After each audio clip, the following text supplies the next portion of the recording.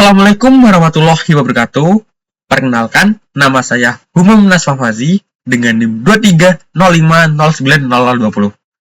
Video kali ini dibuat untuk memenuhi tugas mata kuliah data mining yang diampu oleh Bapak Dr. Fedi Setia Pribadi SPD MT. Dalam video kali ini, saya akan menjelaskan terkait algoritma KMODS dalam suatu clustering data di sebuah studi kasus di Kaggle. Kenapa sih menggunakan KMODS? Karena data yang digunakan itu bersifat kategorikal. Kenapa nggak pakai comments? Ya itu, karena data comments itu hanya dapat diselesaikan dengan menggunakan data-data berupa data numerik atau data angka seperti itu. Oke, baik, ini merupakan dataset yang saya peroleh dari Kaggle berjudul Thyroid Cancer Resurgence. Nah, dataset ini memiliki tipe berjenis kategorikal. Hanya saja terdapat kolom yang bertipe integer, yaitu pada kolom S. Mungkin ini kita bisa hilangkan saja atau kita dropkan saja nanti ya, seperti itu. Nah, saya di sini akan melakukan clustering pada pasien tiroid berdasarkan kesamaan kondisi.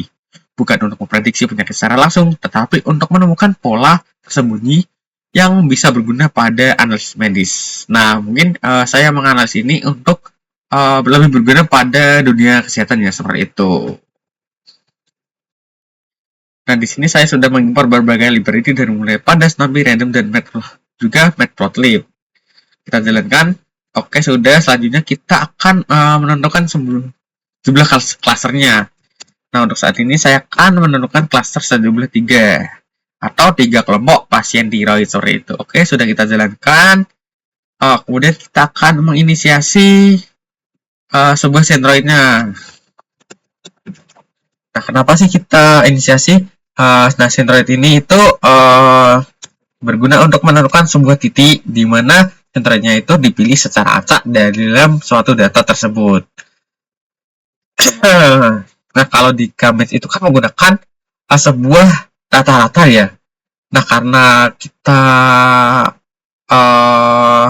hanya menggunakan sebuah kategorikal saja, maka kita memilih sentroidnya di awal itu secara acak saja dari data aslinya seperti itu. Nah, untuk kodenya seperti ini.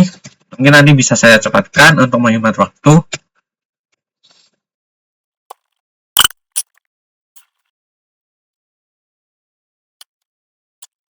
Kita jalankan.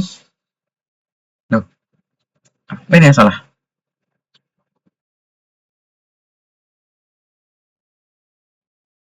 Oh, typo, maaf. Loh, ada lagi. Oh, typo lagi.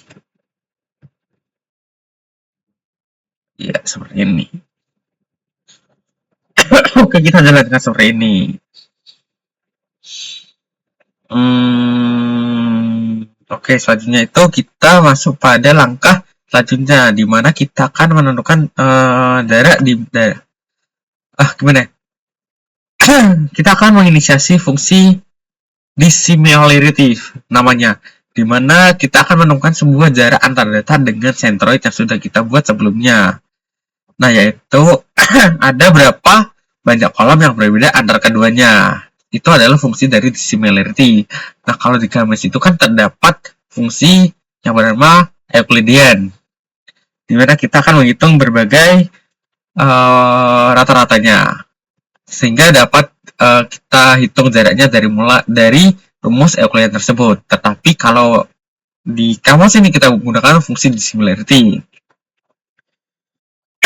Nah, mungkin saya akan menjelaskan sedikit gimana sih fungsi dissimilarity itu. Ketika terdapat sebuah data yang pertama itu terdapat sebuah data A, yang itu isinya itu male, dan juga yang kedua itu apakah dia smoking atau tidak? Yes. Apakah dia sudah memiliki riwayat lain? Tidak. Itu yang pertama. Jadi male, yes, no. Kemudian yang kedua itu terdapat female, tapi yang indeks kedua itu yes, dan yang ketiga adalah no. Nah, jadi yang hanya ada kesamaan adalah kolom yang pertama saja. Maka jaraknya itu adalah 1. Seperti itu analoginya. Oke, langsung saja kita tuliskan fungsinya dari ini, dissimilarity-nya. Oke, kita jalankan. Oke, sudah berjalan. Selanjutnya masuk pada langkah selanjutnya di mana kita akan menghitung sebuah jarak semua sentroid, kemudian kita akan memilih sentroid dengan jarak yang paling kecil dan juga menentukan klaster ke berapa data itu masuk, seperti itu. Atau bisa dimaksimalkan dengan assign cluster. Kita tuliskan.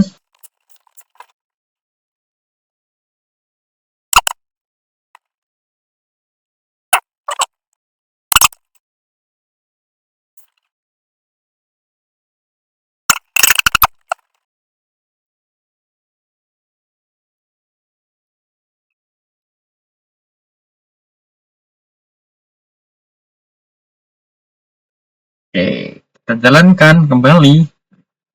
Oke, berhasil. Kemudian kita masuk pada langkah selanjutnya, di mana kita akan mengupdate centroidnya. Nah, centroid ini akan membuat centroid baru yang ditentukan dengan nilai-nilai dari sebuah modus yang sudah yang paling muncul. Gimana sih? Nah, centroid. Oke, centroid baru itu ditentukan dengan nilai mode yang paling sering atau yang paling sering muncul dari tiap kolom di cluster tersebut. Seperti itu. Misalnya saja di cluster saya itu terdapat kolom dari cigarettes. Misalnya saja ya, di mana terdapat seperti itu, kolomnya itu ini berisi female dan male. Maka modusnya itu female, seperti itu. Analoginya seperti itu. Oke, kita langsung saja kita masuk pada codingannya. Nah,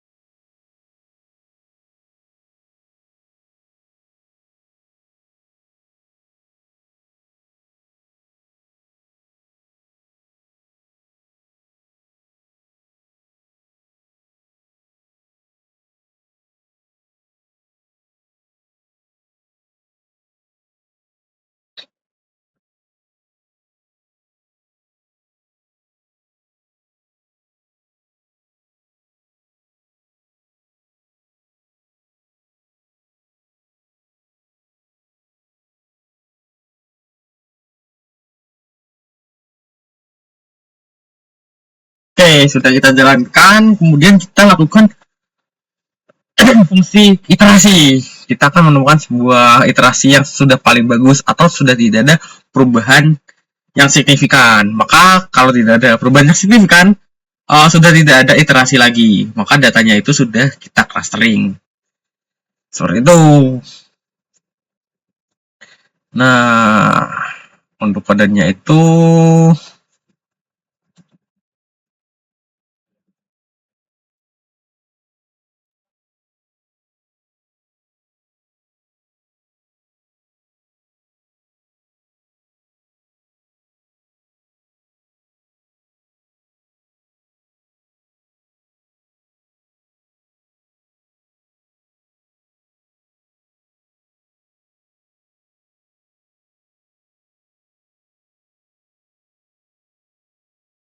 oke, baik, sudah kita tuliskan kodenya, kode dari iterasi ini, kemudian kita jalankan kodenya seperti ini. Bentar. Kita jalankan kembali dari atas. Oke, terdapat 3 iterasi. Nah, kalau sudah terdapat 3, maka iterasi ini sudah konvergen di iterasi 3 karena tidak ada perubahan yang signifikan dalam iterasi ini. Seperti itu. Nah, kemudian setelah itu kita akan interpretasi, di mana kode ini kita interpretasikan.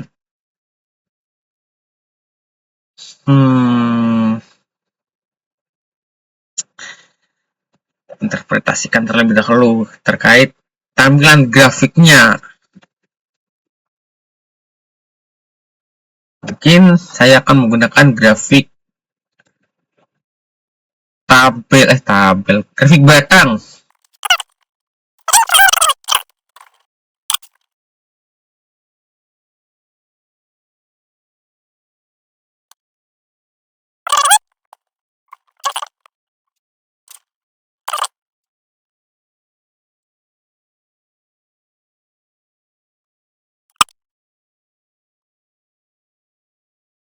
Oke, kita sudah menuliskan kode dari visualisasinya. Setelah itu kita jalankan.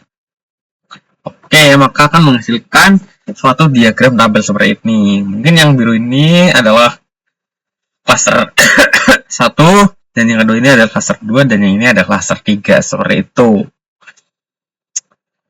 Kemudian kita akan menampilkan karakteristik dari tiap klasternya. Apa sih itu cluster 1 dan apa itu cluster 2 dan apa itu cluster 3. Kita gunakan fungsi perlukan lagi.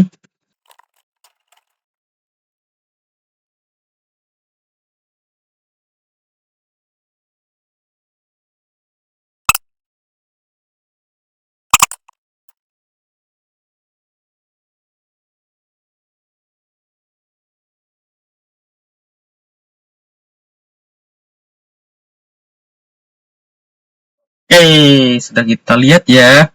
Oh maaf, tadi yang ini tuh adalah dari cluster 0 karena kita menggunakan perulangan array. Dimana ini cluster 0 itu bisa dilihat ya, yang warna biru itu terdapat karakteristik dari mulai X berumur 31, jenisnya itu adalah F.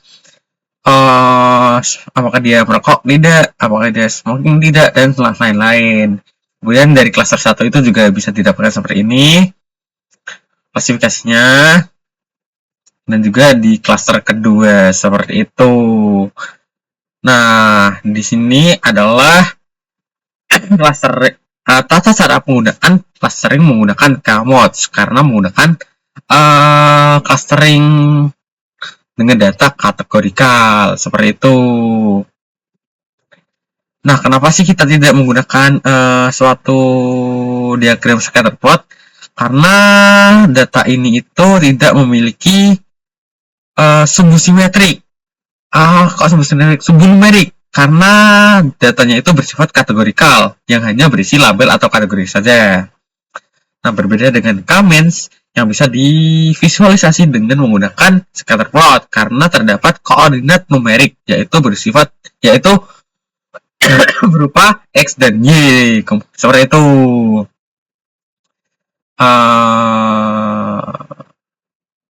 Nah, kenapa sih kita menggunakan diagram batang seperti ini? Karena visualisasi dari kategori kali ini akan lebih bermakna dan bisa dilihat distribusinya itu berapa dan lebih jelas. Itulah pentingnya menggunakan distribusi tabel batang seperti itu. Oke, mungkin itu saja dari presentasi atau penjelasan terkait clustering data menggunakan KMods yang menggunakan data kategorikal. Mungkin apabila terdapat kesalahan kata atau apa itu, mohon dimaafkan. Cukup sekian dari saya. Terima kasih. Wassalamualaikum warahmatullahi wabarakatuh.